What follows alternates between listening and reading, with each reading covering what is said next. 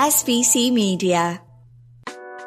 Welcome to the iGaming Daily Podcast, analysing the news from the betting and gaming industry all over the globe, supported by Optimove, the #1 CRM marketing solution for the iGaming market. Today, iGaming Daily speaks to industry figurehead Nigel Eccles, who backs crypto-led utilities to bring forward the next evolution of the iGaming sector. On SBC, the co-founder of FanDuel penned a feature citing that crypto in iGaming should be viewed as a marriage of equals. However, Eccles views that the industry's top ranks are yet to understand crypto as a technology discipline and the utilities it can bring to iGaming as an industry which needs to regain its trust with consumers. A serial entrepreneur, Nigel is prepared to roll the dice once more with BetHog, a venture that is built for fair play and will piggyback on crypto innovations to drive change. iGaming Daily is brought to you by Optimove, the #1 CRM and marketing solution for the global gaming industry. I'm Ted Menmuir, and I would like to welcome Nigel Eccles to the iGaming Daily. Nigel, how are you doing? I'm good, thank you. Thanks for having me on the show. And I heard you stayed away, but you watched the NFL Super Bowl. How did that go? Yeah, no, it was a good. Yeah, like it wasn't a great game. You know, it was a great game if you're an Eagles fan. So it was entertaining. Yes. I mean, we watched it here closely. So let's kick off, and I want to start with the question that everyone wants to know. Why do you call the new venture BetHog? BetHog.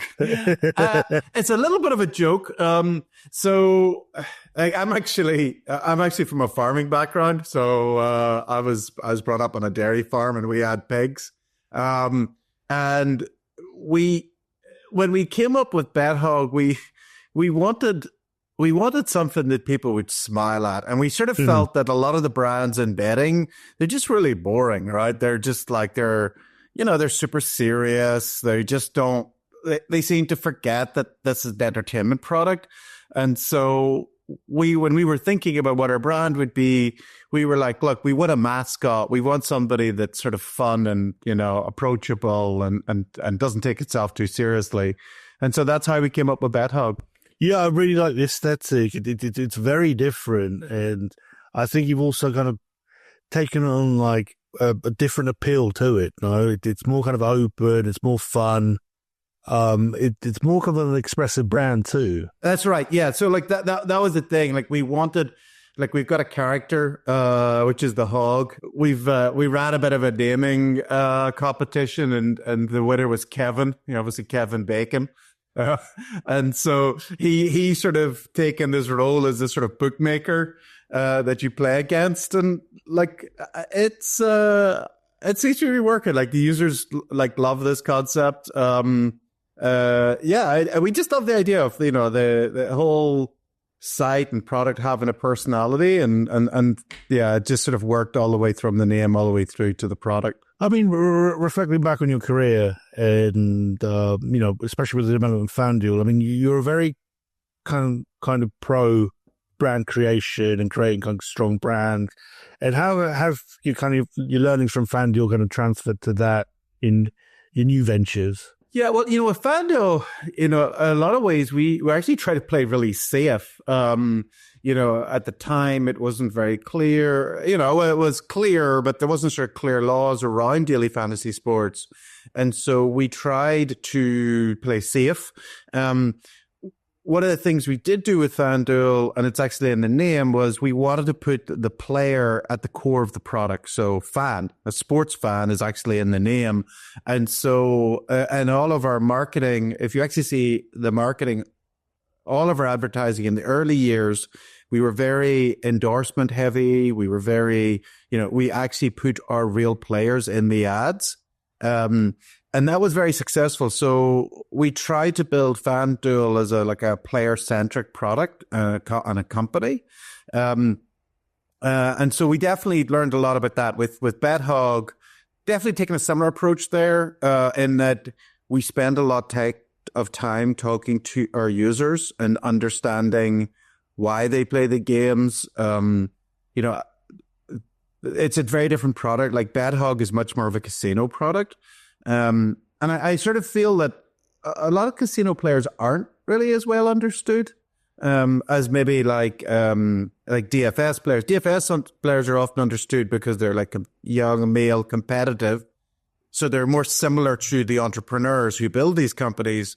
Whereas casino players, they're not playing for the same competitive reasons. It's much more of an entertainment experience. They want the sort of the thrills, the highs and the lows. And so I often find that some of the casinos that build them don't maybe interview and spend as much time understanding those consumers. So let's kind of move on to your new venture, but kind of your journey towards kind of BetHog. And I want to kind of tap your brain as a technologist and an entrepreneur. And how do you assess an opportunity in a new technology? And how do you say, look, well, that fits gaming? And especially where you were in terms of having left FanDuel, because you did choose other sectors to look at. It's, that's a big question. And unfortunately, there isn't a simple answer, right? Because if there was a simple answer, everyone, you would just have like success after success. And, my experience as an entrepreneur is that, to have big successes, you really have to eat a lot of failure. You have to have like things that you star and things that look as promising as the big successes. And you have to invest a lot of time and effort into them to discover that they just aren't the opportunity you thought they were. So it's definitely hard. It's innovation is messy. I think there's certain mistakes that I now have realized that I've made in the past and I see entrepreneurs make, so some of those mistakes are things like sometimes people innovate just too much, right? They create a totally new product, a totally new category. And like a classic example of that is, we see within casino, we've created some really original games. Now, we haven't invested too much in it, but it's just been more experiments. But we often find when users come in, they will come in and play blackjack and baccarat and sugar rush. They want to play games that they're familiar with. And so it's just constantly a reminder that people like playing games they're familiar with. And so what we need to do is incrementally take them on a journey and say, okay, you like that game, great, keep playing it. Here's something else. Or here's that plus a little bit more. Instead of coming in and think that we can sell them to come and do something totally different. So that's something I think is a real kind of eye-opener, is not to try and totally change user behavior on day one. Maybe in time you get there, but you need to understand that, people like playing the games they like playing. And you're betting big on crypto and blockchain utilities. Yeah. So I guess I'll lead by just saying, what do you think kind of this new technology of crypto and blockchain, what is it fundamentally changing about iGaming? Yeah, quite a lot of things. The first one and most sort of simply is just payments. As an on-chain, as an onshore operator, you're paying between 12 and 15% of your revenues is just going straight to Visa, MasterCard payment processors. That is dead money, right? No one gets any value for that. Add on top of that fraud, all of the customer service elements that you have to deal on top of that. For if you're working internationally, that number can be a lot higher, 20, 30%. With crypto, that number goes to pretty close to zero. I don't have to deal with chargebacks. The cost of payment transfers to BetHog is almost zero. And what does that mean? It means I can take that 20 to 30%. I can give it straight back to the player. It's like, wow, I can, I've just cut my prices by 20, 30%. That's amazing. That's an amazing experience for the player. So that's the first one, which is just payments. And that itself is transformational. The second thing that I would say is, I think crypto brings in a sort of a totally new community. There isn't a Visa or MasterCard community, but there is a crypto community. These are people that have cryptocurrencies, that maybe buy meme coins, have NFTs. And they are an interesting class of people. They collectively, crypto is worth about depending on the day of the week, $3 to $3.5 trillion. So they've got a ton of money. They're very risk seeking because it's a very volatile asset. And they like highly volatile games. And so we've been leaning into that and sort of building games that we think they would like and kind of working with them to sort of understand them. We make sure that our product kind of talks their language so that we kind of, that we understand them. And then when they get it, they get it. They understand our product. And so that also, I think, is a really big unlock. And focusing on this community of crypto players, I mean, these aren't consumers that you think that you can tap up with regular kind of fiat products or traditional sports betting, iGaming or sports betting platforms. Is this just a separate type of consumer? Actually, no, the funny thing is, even within that group, the majority of them still like the traditional games. Like they will come in and play blackjack, baccarat, they'll play Sugar Rush. So they will play all of those. They'll sports bet. So they'll do all the traditional ones. They'll definitely lean much more towards like sort of crash games. So they'll want to play dice. They'll want to play minds. They'll want to play crash or a game we have called Hogger, which is a crash game. So they're much more lean towards that. But they love blackjack, baccarat, and slot games as well. So they're not that different. SBC Summit Rio is back from the 25th to the 27th of February. Join us at Rio Centro for Brazil's biggest betting and iGaming event. Get your tickets now at sbcevents.com. Mm-hmm. And so moving on to BetHog, and your mantra of building this product, you state that it's built for fair play and built to kind of regain that trust. Can you take SBC audiences through that, and why that is such a big utility for gaming? Yeah, well, even something simple. There's probably, I haven't tried to count them all, but I estimate there's maybe 500 sort of crypto casinos today. So we're 501. Of those 500 crypto casinos, I think maybe less than 5 have the CEO founder's name and picture on the website. Maybe even less than 3. In fact, I actually don't know of any. So it seems like a very small innovation that to say, look, you can trust us. Our name is on this. Like that's, that should be a first thing, is you should know who you're betting with, right? Like that shouldn't be a risk. But at the same time, I can flip that and say that, do the consumers of you FanDuels and DraftKings, do they know who the CEO of Flutter Entertainment? Okay. Yeah, I think they do. Certainly DraftKings. Certainly when you can find that information. Yes. Yeah, you can find that information. Certainly when we were building FanDuel, they did, because that was something that was very public, and we were very public about it. I think it sort of builds a level of trust that they know who is there. I was on Twitter. I would get DM'd about something, about an issue on the product, and I would deal with it. I think that's very important. I think that crypto casinos have led a lot also on trust. So they've built products that have, there's a type of product which is verifiably fair, which is, if I'm playing a third-party casino game, how do I know it's fair, right? And every casino player who loses has this fear that's well, how do I know this is fair? How do I know it hasn't been scammed? Well, with crypto casinos, you can actually, and the good ones, including us, what we do is we can actually show you that it's verifiably fair. So you can actually go and consult the blockchain to show that there was no way we could have changed the results just based on your betting. So it's verifiably fair. That's an innovation. I think it was Stake that led that.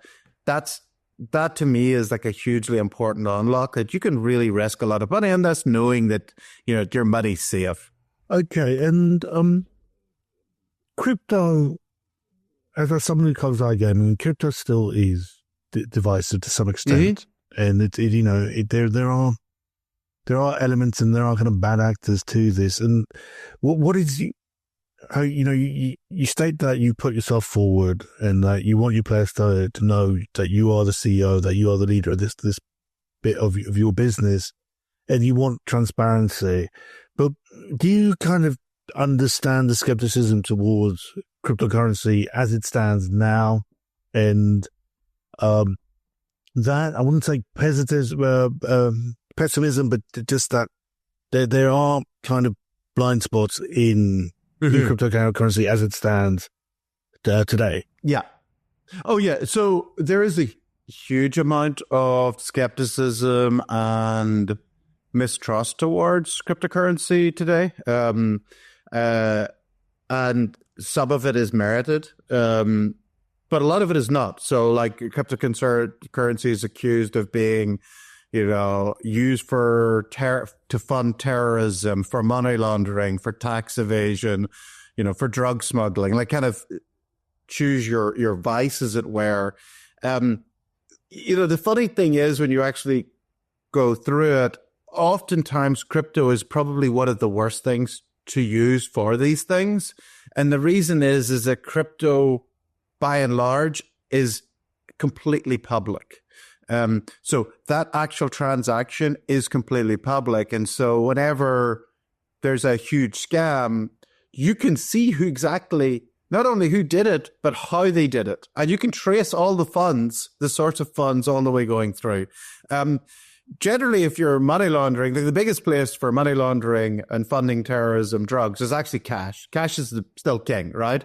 And so the first thing is, crypto is actually really bad for a lot of these things. It has been used, but generally, it's actually pretty bad for it. The second thing is, the things that you can use to combat a lot of this stuff is still the same, whether somebody using PayPal, credit card, or crypto. So things like KYC, anti-money laundering, all of those things like geolocation, these are all things that we can do regardless of whether you're using credit card or you're depositing using crypto. And so it's they're sort of independent. So if in the UK, for example, there's nothing to stop the UK regulator saying to the regulated operator, say, yeah, sure, you could take crypto. All the other same rules apply. And there would be no increase in kind of sort of threat factor because, you can still do source of funds. You can still do KYC. You can still do AML. So it's kind of strange to me that the regulator would view it sort of differently because it was in this sort of new class of money. Okay. And then in my response to that, I mean, what is the harm that there is no kind of regulatory progress on crypto? And that we're just kind of stuck in this current status and just debating it endlessly. Yeah. And what is your message to the regulators? Because the players will always choose, the players will migrate to this option. Yeah. Right. Yeah. And as you said in the statement to SBC. So what would you tell a regulator who has a hard job in interpreting laws and laying down these kind of frameworks? Yeah. It's lack of having, and we saw this in the US, which was sort of regulation by enforcement, which was, we're going to pretend that we have the existing laws are sufficient. We're going to pretend that there hasn't been any innovation in like 100 years. We're going to pretend that all of these things are clearly securities when they were not. And what that resulted in was that the good actors like Coinbase, Uniswap, all of these ones who were building real products were getting sued by the government, while the real scams were just running off anonymously and everyone was getting defrauded. And I think it's actually similar in